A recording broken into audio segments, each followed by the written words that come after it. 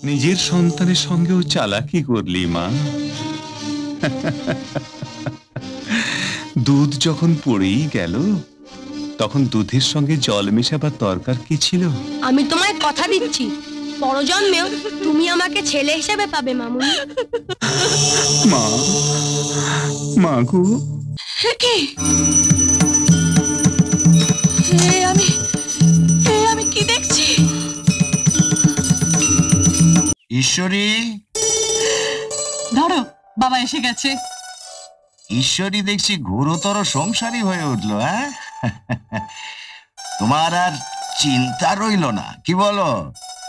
সত্যি গো, ছোটবেলায় কি দোষী না ছিল, বড় হয়ে এতখানি পাল্টে যাবে আমি ভাবতেই পারি না। জানো, আজকাল ঠাকুর দেবতায় খুব ভক্তি হয়েছে, পুজো আচ্ছা করে। আচ্ছা, নাও। জানো বাবা, তুমি যে মূর্তির মন্দিরে পুজো করো, আমিও সেই মূর্তি পুজো করি। হ্যাঁ গো, বারান্দার এক কোণে কাপড় দিয়ে আড়াল করে ও বাবার মূর্তি পুজো করে। তাই নাকি? হ্যাঁ। ওই মূর্তি তুই কোথায় পেলি মা? ওই যে ছোটবেলার ফেরিওয়ালার কাছ থেকে চুরি করেছিলাম। সবার সবকিছু ভেঙে গেছে, শুধু আমার মূর্তিটা ভাঙেনি। সেদিন ওই জন্য তোকে কত বকাবকি করেছিলাম মা। তুই একটা কথা বলিসনি, শুধু মূর্তিটাকে বুকে আগলে বসেছিলিস। জানো, ওই মূর্তিটার ছবি কিছুদিন আগে আমি স্বপ্নেও দেখেছি। তাই? তুমি আমায় বাবা লোকনাথের গল্প বলো না, আমার ভীষণ জানতে ইচ্ছে করছে।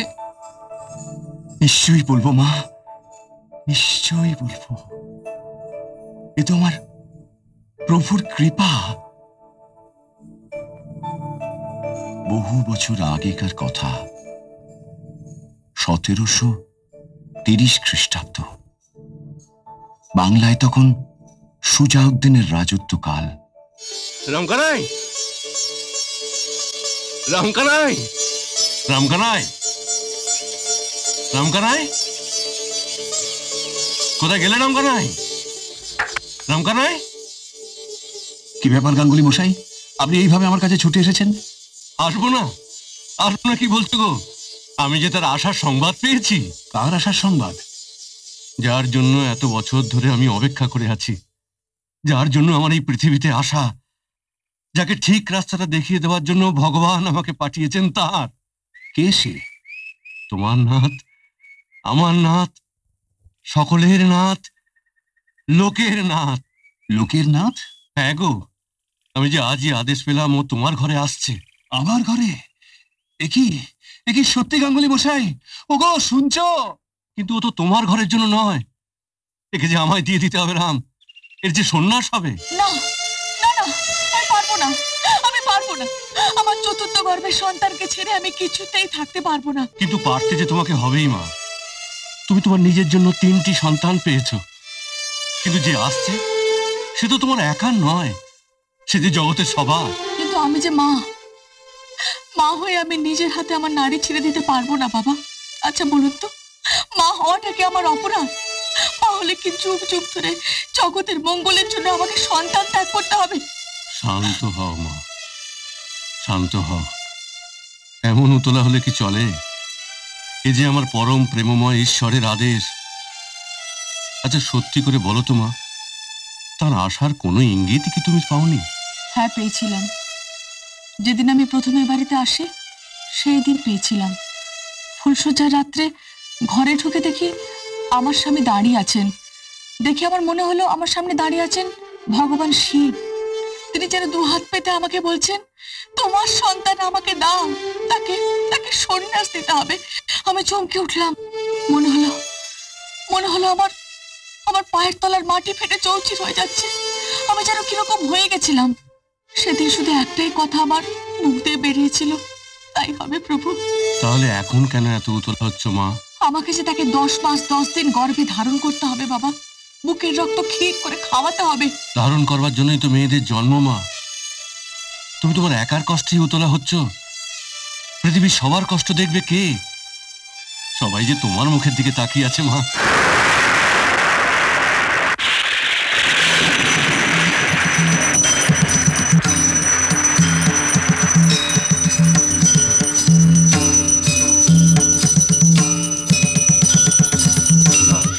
প্রভুর আমার ইচ্ছে বোধহয় তাই ছিল, তাই গুরু ভগবান গাঙ্গুলির মুখ দিয়ে ওই কথাটা বলিয়েছিলেন তিনি।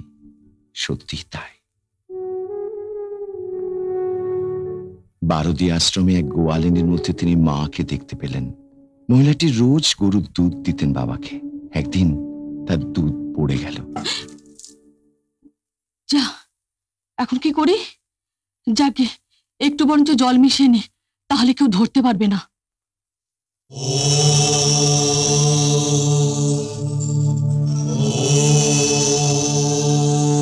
মা, মা গো, নিজের সন্তানের সঙ্গেও চালাকি করলি মা। দুধ যখন পড়েই গেল, তখন দুধের সঙ্গে জল মেশাবার দরকার কি ছিল? আসলে সঙ্গে কি নকল কখনো মেলে মা? গোসাই বাবা, গোসাই বাবা, ওর অপরাধ হয়ে গেছে বাবা, তুমি আমাকে ক্ষমা করে দাও। ক্ষমা করতে হয় না। যে কাজ করলে অন্তরের তাপ স্পর্শ করে তার নাম পাপ। অনুতাপের আগুন যে ওই পাপ পুড়িয়ে দিয়েছে মামুনি, তাই ক্ষমা চাইতেও হবে না, ক্ষমা করতেও হবে না। আর আমার কি সাধ্য যে তোমায় ক্ষমা করি? কেন বাবা? ভালো করে চেয়ে দেখো তো আমার দিকে। তোমার কি কোনো কথাও মনে পড়ছে না?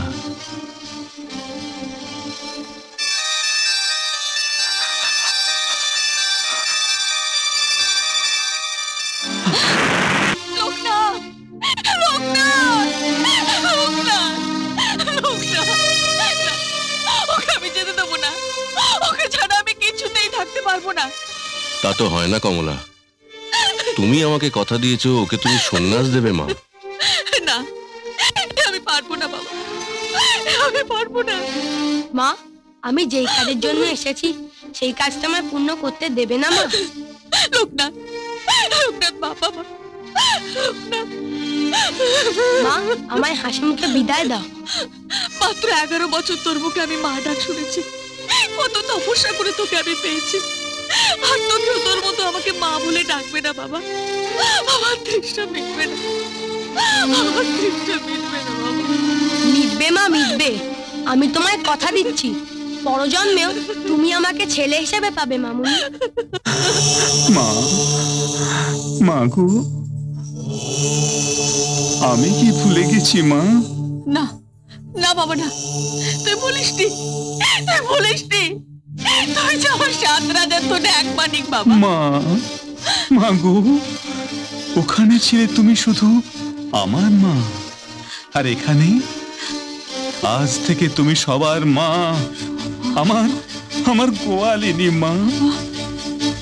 গোয়ালিনী না থাকলে কৃষ্ণ কি করে বড় হতো বলতো মা? ওখানে ছিল আমার এক রূপ, আর এখানে আমার রূপ যে অনেক। গোয়ালিনী মা, হ্যাঁ গোয়ালিনী মা, হ্যাঁ, আপনার এক আত্মীয় এসেছেন। কালীঘাটে মায়ের কাছে মানত করেছিলেন, তার মানতের জিনিসপত্র নিয়ে। ও বাবা, তোমার কাছে তো কলকাতা থেকে অনেক লোক আসেন, তাদের হাত দিয়ে যদি মানতের জিনিসগুলো মায়ের কাছে একটু পাঠিয়ে দাও।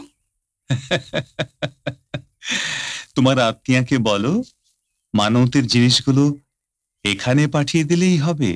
ঠিক আছে, তাহলে আমি গিয়ে নিয়ে আসি। দাও দাও, জিনিসগুলো দাও, আমি নিয়ে যাই। বাবা, এই নাও তোমার কাছে মানতের। কি আমি কি দেখছি?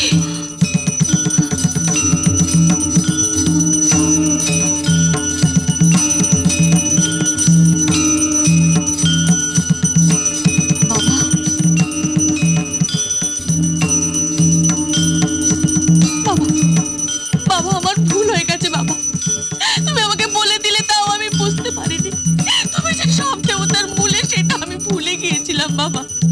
জয় মা, জয় মা লোকনাথ, জয় মা লোকনাথ, জয় মা লোকনাথ, জয় মা লোকনাথ, জয় মা লোকনাথ।